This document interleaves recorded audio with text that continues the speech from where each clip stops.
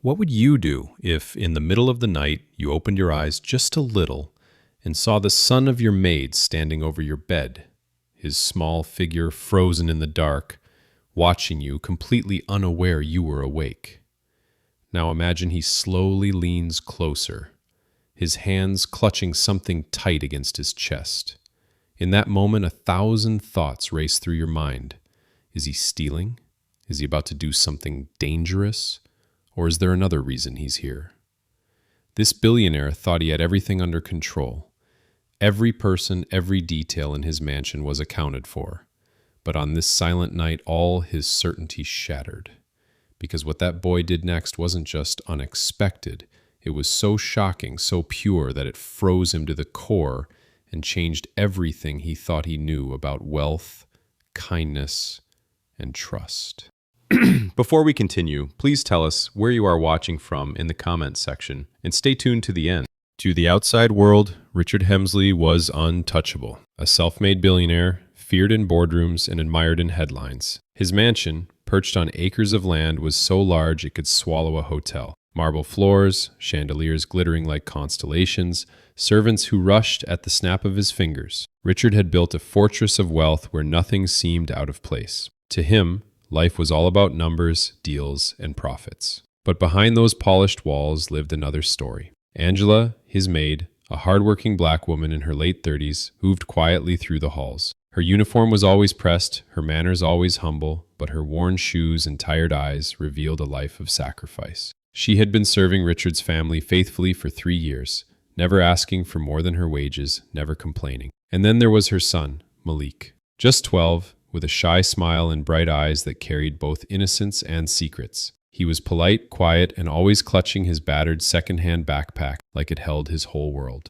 To Richard, Malik was invisible, just the maid's boy. But something gnawed at him. Rumors whispered among the staff. Malik sometimes wandered the mansion late at night. Some said he snooped where he didn't belong. Others believed he was searching for food. Richard, a man obsessed with control, couldn't let it go. So one night, instead of brushing off the gossip, he devised a test. Pretending to sleep, he lay in his king-sized bed, waiting. His plan? To catch the boy red-handed. The clock ticked past midnight. The mansion was silent. So silent Richard could hear his own heartbeat thundering in his ears. The air was heavy, the kind of stillness that makes every creak sound like thunder. Then it came. The faint groan of the wooden stairs. Someone was moving. Richard's breathing slowed as he pressed deeper into his pillow, eyelids heavy but not closed. His chest tightened. This is it. The sound grew closer, soft footsteps padding against the thick carpet, then the faint click of his bedroom door easing open. And there he was. Malik. The boy slipped inside, his small silhouette outlined by the hallway light. He clutched something close to his chest, his steps careful, deliberate. Richard's mind raced, thoughtful. Was the boy sneaking food? Taking valuables? Was this why Angela always looked drained? Because her son was stirring up trouble? Richard stayed still, fighting the urge to snap his eyes open. Malik inched forward and slowly set an object on the nightstand. Richard strained to hear, bracing himself. Thoughtful. Jewelry? Cash? His jaw clenched. But no. It was a glass of water. Richard frowned in confusion, keeping his breath even. Then Malik whispered, his voice trembling but kind. "Mr. Hemsley, I saw you coughing earlier. Mom says water helps at night. I didn't want to wake you." A pang of guilt struck Richard's chest. Thoughtful. Why would this boy care? I've never once cared for him. But Malik wasn't done. He pulled a wrinkled sheet of paper from his backpack and placed it gently on the table. "One day," the boy whispered again, "I'll buy medicine for Mom. And I'll help people who don't have much, even if they don't like me." Richard's breath caught. He hadn't expected this, not at all. Richard's throat tightened.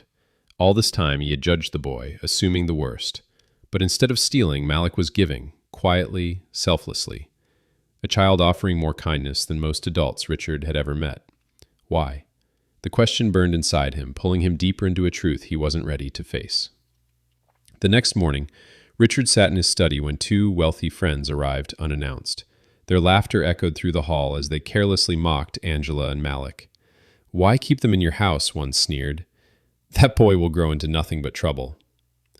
Richard's jaw tightened, his fists curling beneath the desk. For years he had ignored whispers like these, but now, after what he'd secretly witnessed, their cruelty cut deeper. He realized how easily the world dismissed the poor, stripping away dignity they deserved. That evening, unable to let it rest, Richard staged the test again. This time, he opened his eyes. "Malik." Richard's deep voice broke the silence.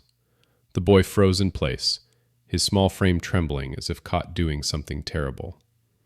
His wide eyes darted toward the door, ready to flee. But instead of anger, Richard's voice softened. He slowly sat up. "Why, Malik? Why bring me water, notes, kindness, when I've never once done anything for you?" The boy's lips trembled.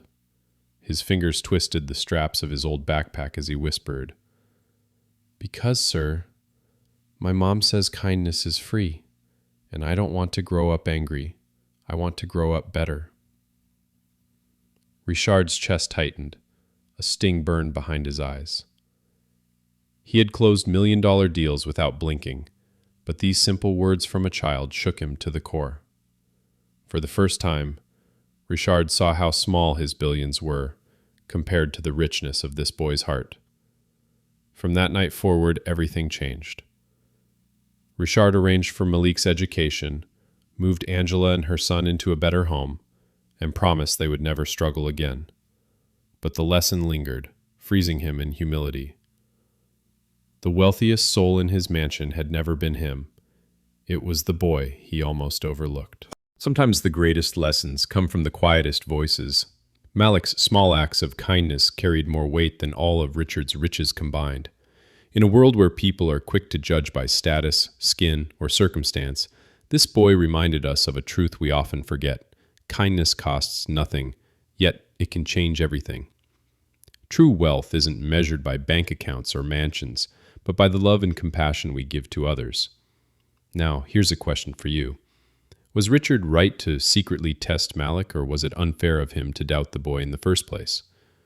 Should kindness have to be proven, or is it something we should believe in from the start? Share your thoughts in the comments. I'd love to hear your perspective. And if this story touched your heart, don't forget to like, subscribe, and join us for more powerful stories every week.